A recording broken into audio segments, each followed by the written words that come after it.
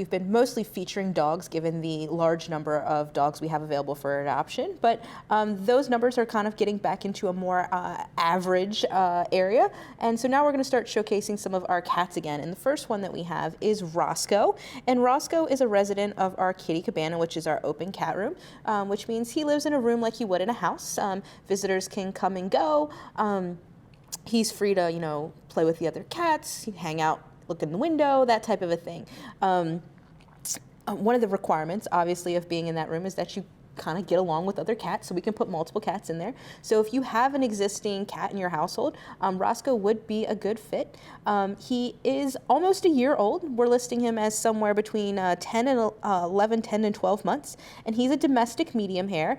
So he has a great longer coat, but that does come with some extra maintenance, making sure he's staying nice and brushed and he's not getting matted, because those can cause a little bit of pain for the animals. And I talked to his foster mom this morning because he was a product of our foster care program, and she describes Rosco as a bit of a busybody. If you have an active household where there's lots of stuff going on, she thinks that he would be quite a good fit for that because he always wants to be helpful and be around and get into stuff. He has done well living with other cats, although his energy level is sometimes a bit much for some older cats in the house. And he did well with a dog as well. So he should be a great fit for any household. And he definitely is winning over hearts in the kitty cabana. Volunteers like him. Sean, I believe that he is also one of your favorite residents right now.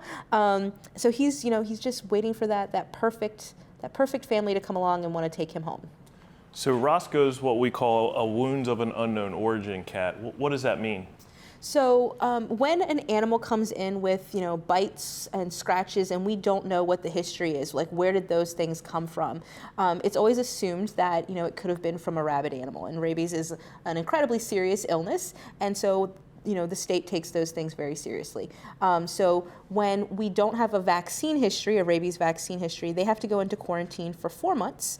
It's a double isolation quarantine, which means, like, for example, in the room where we shoot our show, they could be in one of the offices, and then this would be another door, so that there's always something to catch them if they get out, and they can only have one handler.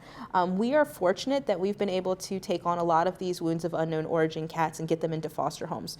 We have 2 or 3 fosters that do that pretty consistently, and Rosco was part of that program. So he went into a foster home. He lived in that double isolation area with one handler, and then once his quarantine was finished, he was able to then be integrated into the rest of the house for a while to see how he does with other animals and things of that nature. It is something that can be hard for a lot of people, but we are glad that we definitely have a couple of committed fosters because it's really saving lives and it's creating great pets for members of our community. If you want some more information on Rosco or the adoption process, you can always give us a call, and you can do that by calling 301-6